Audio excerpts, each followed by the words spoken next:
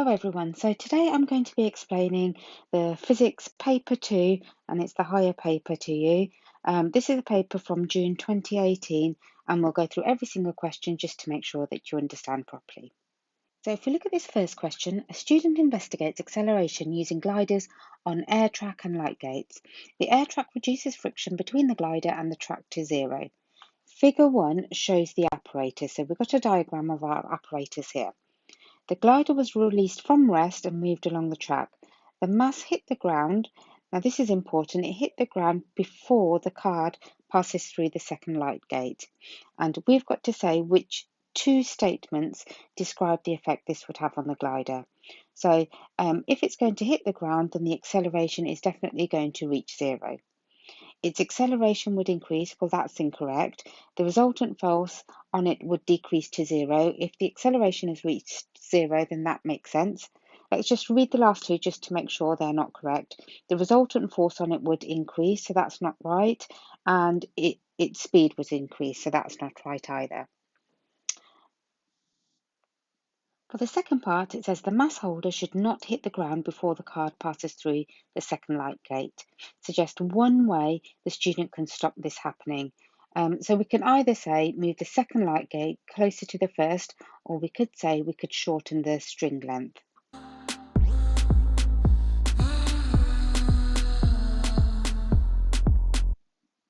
For this next question, it says the student increased the resultant force acting on the glider by adding more masses to the mass holder. She calculated the acceleration of the glider for each resultant force.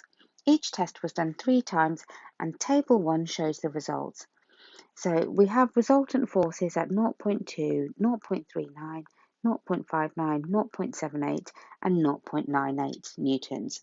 We have our mean acceleration calculated from the 3 tests done. It says the student made 2 mistakes in the mean acceleration column. Identify the mistakes the student made and suggest how each mistake can be corrected. So the first mistake is here.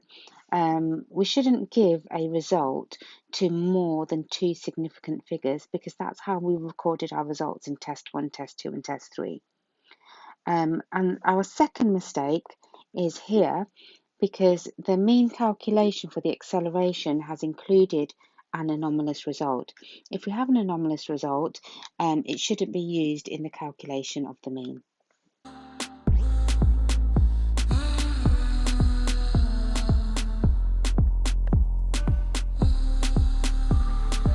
For this last part of the question, we have to look at our results table and we have to write a conclusion for the investigation.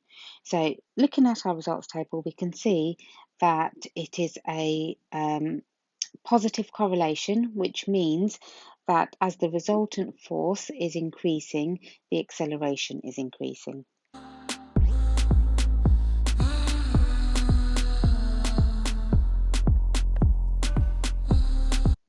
Now in this next question, the student used a constant resultant force to accelerate the glider.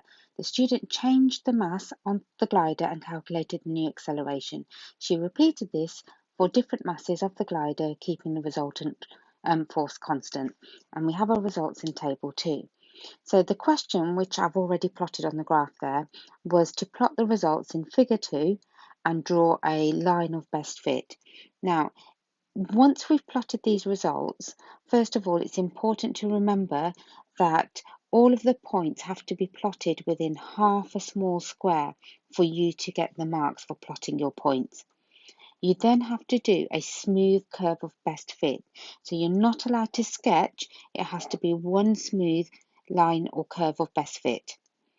Then we can see from the graph that for this particular set of results that the mass and acceleration are inversely proportional.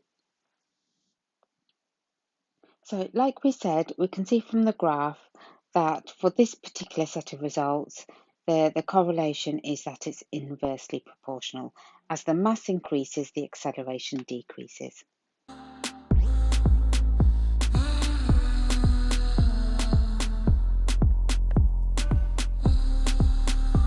For this next question, a magnet produces a magnetic field.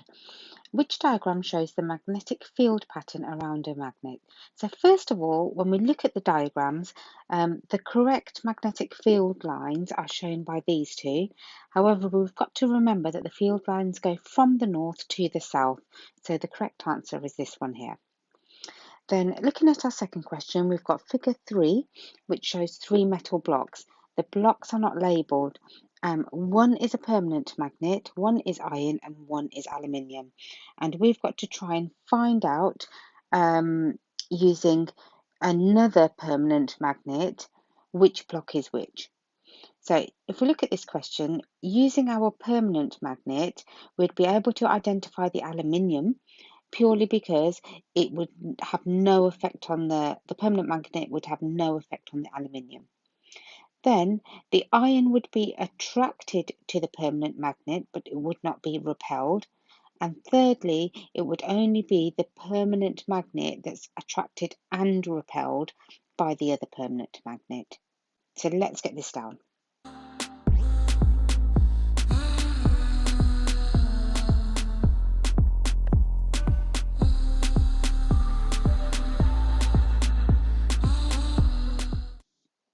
In this next question, figure 4 shows a toy crane. It says a toy crane uses an electromagnet to pick up and move the blocks. Explain how the electromagnet is able to pick up and move the blocks. So first of all, if we turn the switch on, the switch will complete the circuit, and this would then turn on the electromagnet. And because the electromagnet is a coil of wire around an iron core, the iron core becomes magnetized because then a magnetic field is produced around the coils that's wrapped around the iron core. So if we then move the electromagnet towards the blocks, they're going to be attracted to the electromagnet, and the electromagnet is going to be able to pick them up.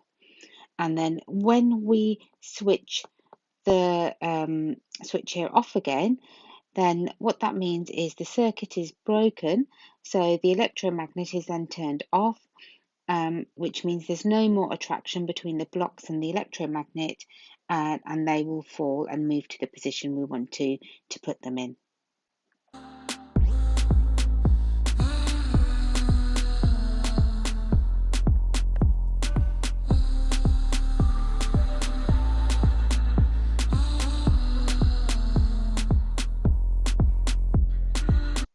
Now in this next question, it says figure 5 shows an ice skater, skater A, and we have our diagram here.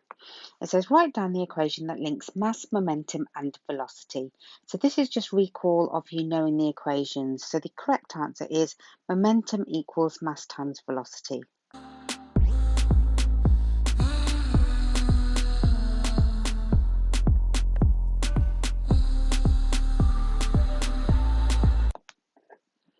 Then skater A travels with a velocity of 3.2 meters per second and a momentum of 200 kilograms meters per second. Calculate the mass of skater A. So we have to rearrange our equation. So we have mass equals momentum divided by velocity.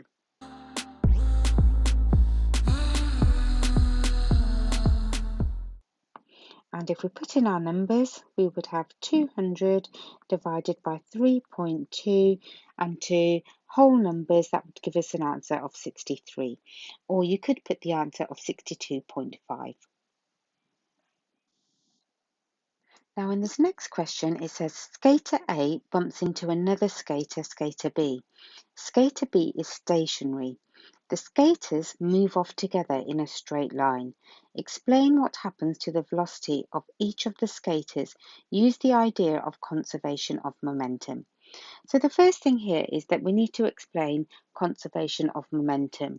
So the total momentum before the collision should be equal to the total momentum after the collision.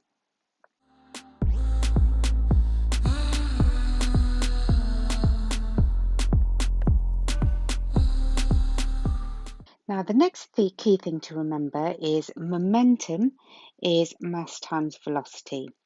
So, what this means in terms of the velocity of the skaters is the momentum of skater A after the collision would decrease, which means the velocity of skater A would decrease.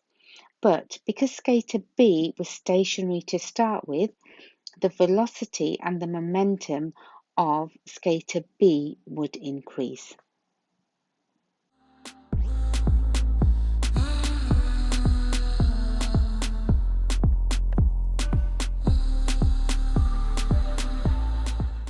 If we look at this next question, we've given figure 6, which is showing 4 Newton meters, and we can see that Newton meter A has a maximum extension of 2.5 newtons. We've got 5 newtons, 10 newtons, and 20 newtons. Which Newton meter has the spring with the greatest spring constant? And give a reason for your answer. So the answer here would be D, and the reason being that D needs the greatest force because it has the largest amount of force in terms of the scale to move the spring the same amount of distance.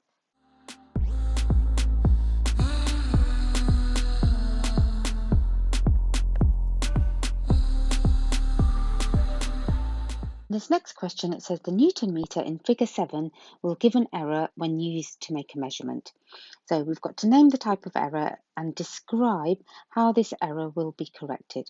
So first of all, the error is in it not being at 0 to start with. So that's called the 0 error.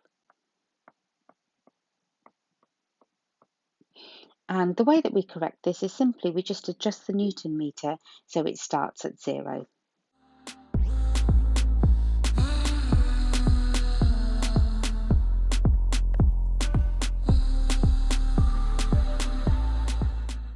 Now, in this next question, a student hangs a weight on a Newton meter. The energy stored in the spring in the Newton meter is 4.5 times 10 to the minus 2 joules.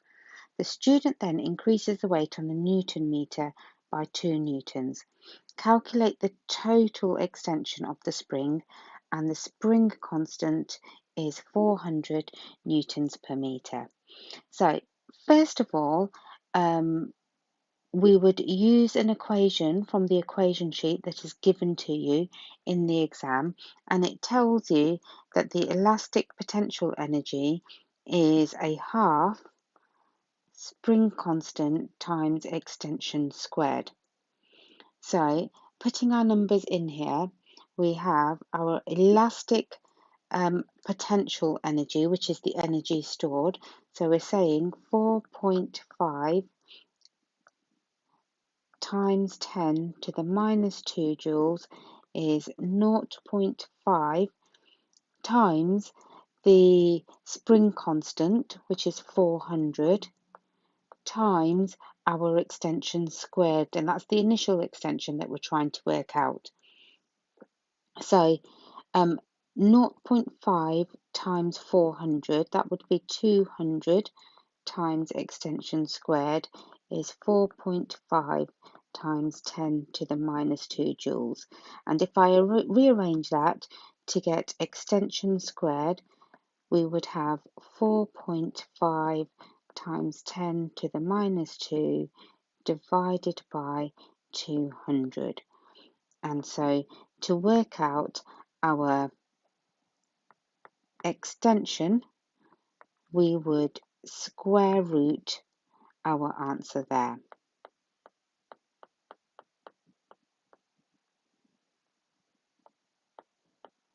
And if you use your calculator to work that out, the extension would work out at 0.015 meters. However, for the next part of the question, we were told here that the student then increases the weight on the Newton meter by 2 newtons. So now we're going to have to use the second equation, which is one of the ones that we are supposed to learn, and that is that force equals the spring constant times extension. And we're told that the force is, so if I put my numbers in here, our force is 2 newtons, The spring constant is 400 times extension is what we're trying to work out. So the extension would be 2 divided by 400. And the extension, therefore, for this part works out at 0.005 meters. So we have our second extension here, and we have our first extension here. So the total extension is going to be the sum of both of those. So 0.015 plus 0.005, and that would give us an answer of 0.02 meters. So in this part of the question, we're told that a car aerial receives radio waves from a radio transmitter. Radio waves are transverse waves. Sound waves are longitudinal waves. Describe the difference between transverse waves and longitudinal waves. So we've got to talk about the vibrations compared to the direction of energy transfer. So for longitudinal waves, the vibrations are parallel to the direction of energy transfer. So that's for longitudinal waves. So you may have seen a diagram that looks like this. And then for transverse waves, the vibrations are perpendicular. That means at right angles to the direction of energy transfer. So for that one, the energy transfer is this way, and we have the waves going at right angles. And for the longitudinal waves, the direction of energy transfer is parallel. It's in the same direction as the vibrations.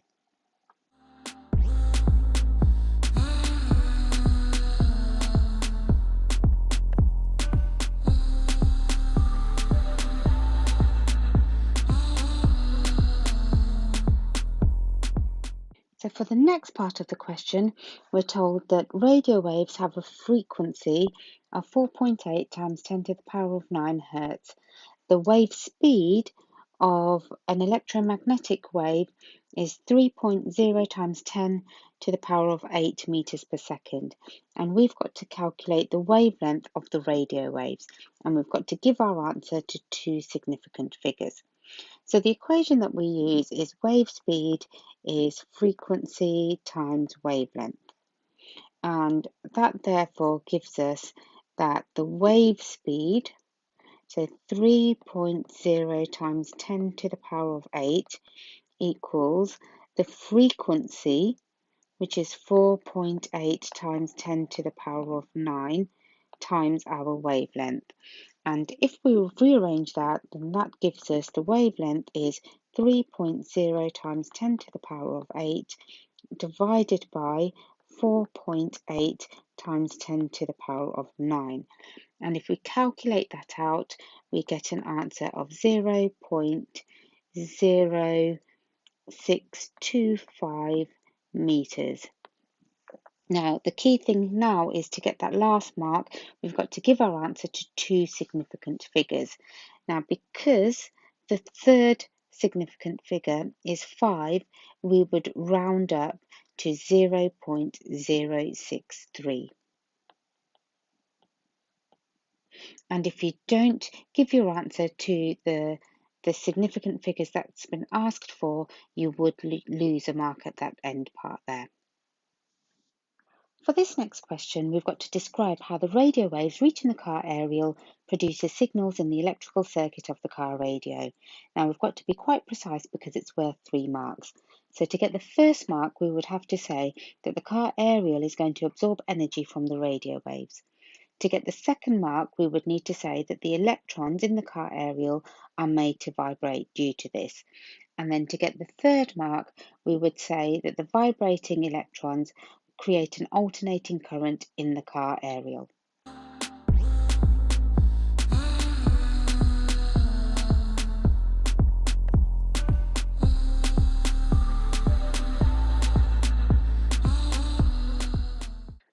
So in this next question, we have a graph, a distance time graph for a car travelling at 15 meters per second.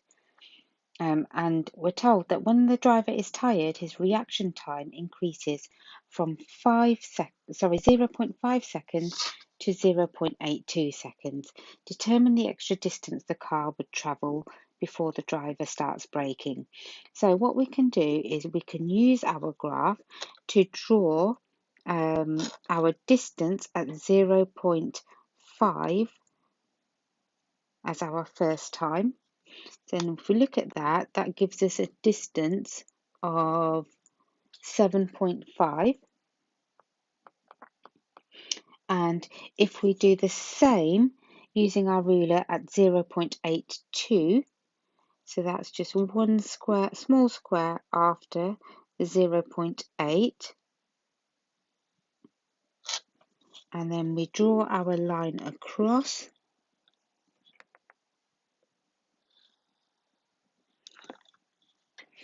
That would give us 12, we would have a look there. So we've got 10 here, we've got 15 here. So each two small squares is going to be 1. So we've got 1, 2. So we're looking at about maybe 12.3. And therefore, we would have an extra distance of 12.3 minus 7.5. And if we calculate that out, the extra distance that would be travelled is 4.8 metres. Now, for the next part of the question, it says when the brakes are used, the temperature of the brakes increases. Explain why using ideas about energy in your explanation. So, if we're looking at this question, there's going to be a decrease in kinetic energy. The movement of the energy when you apply the brakes is going to decrease. It's going to be less because you're doing work on the brakes by using friction. And this in turn, therefore, so when we're doing work by causing friction on the brakes, that increases the internal energy store or the thermal energy store of the brakes. So that would therefore increase.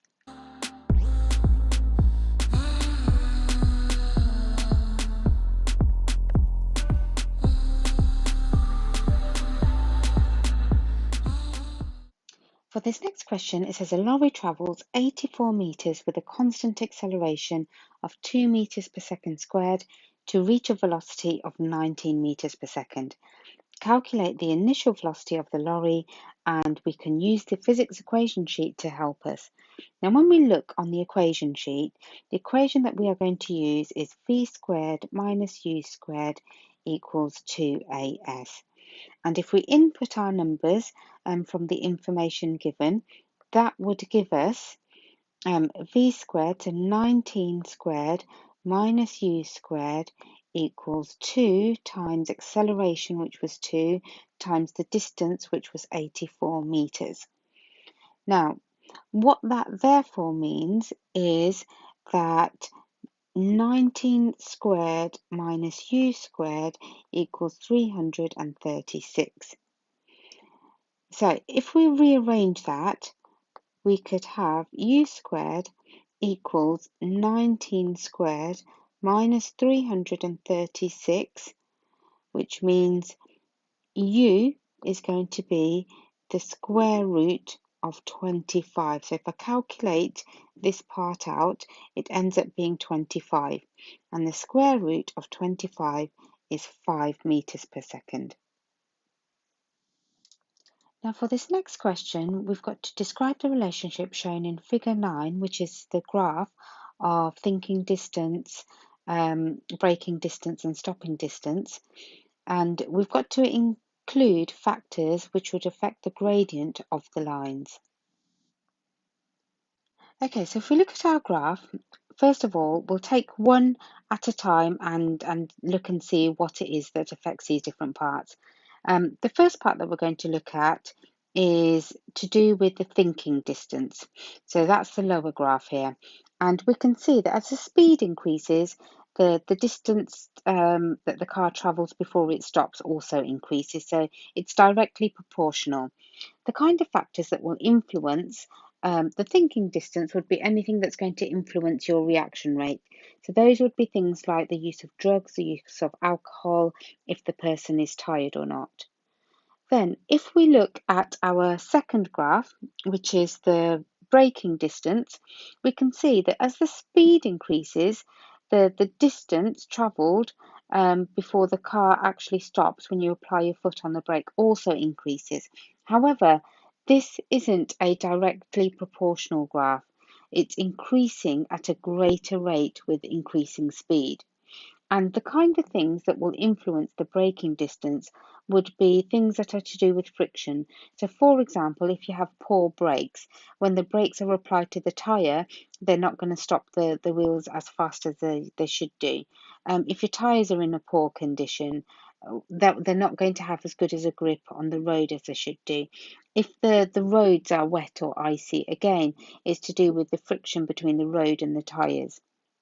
And then lastly, the stopping distance is the thinking distance plus the braking distance. So it's the total of the two. And that therefore increases with speed at an increasing rate. Um, and and that's because it's the total of both of them put together.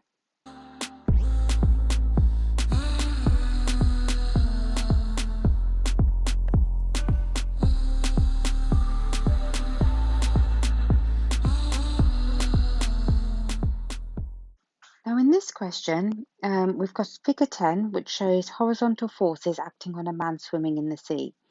So we have force A and force B.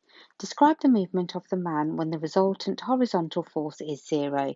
So if his total horizontal force is zero, that means he will be moving with constant velocity.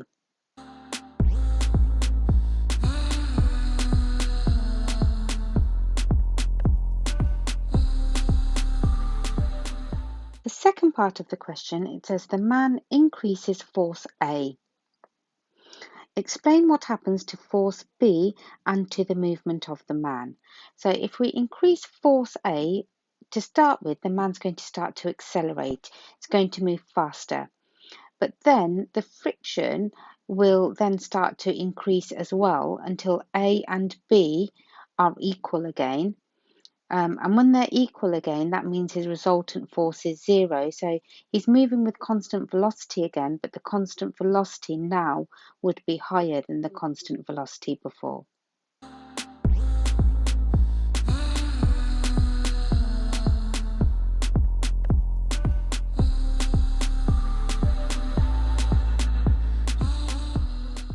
So for this question, a boat moves through the sea.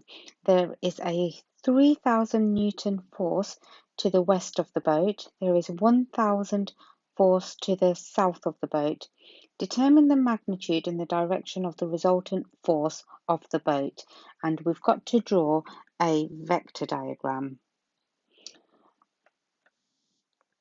So drawing our vectors, we can see that our resultant force is going to be a combination of the force which is due to the west of the boat and the force which is due to the south of the boat, but the scale has to be the same that we use for both of these vectors to get our resultant force.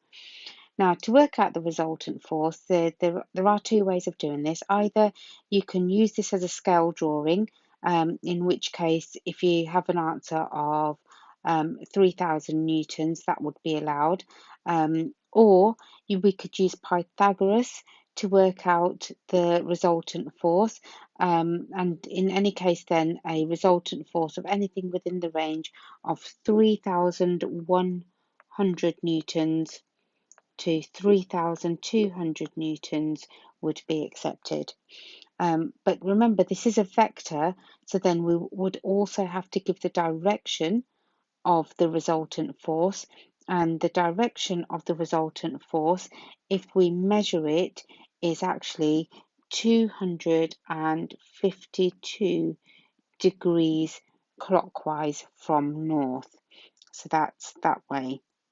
And you'd be allowed an answer within the range of 251 to 253 degrees.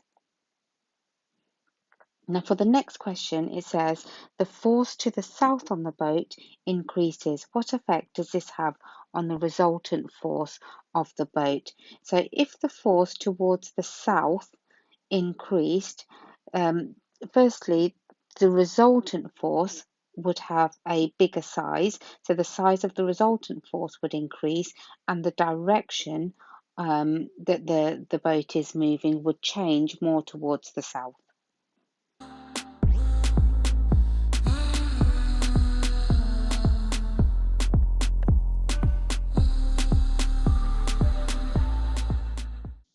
Okay, so that brings us to the end of the session. Well done. You've got through it all. Please do remember to subscribe.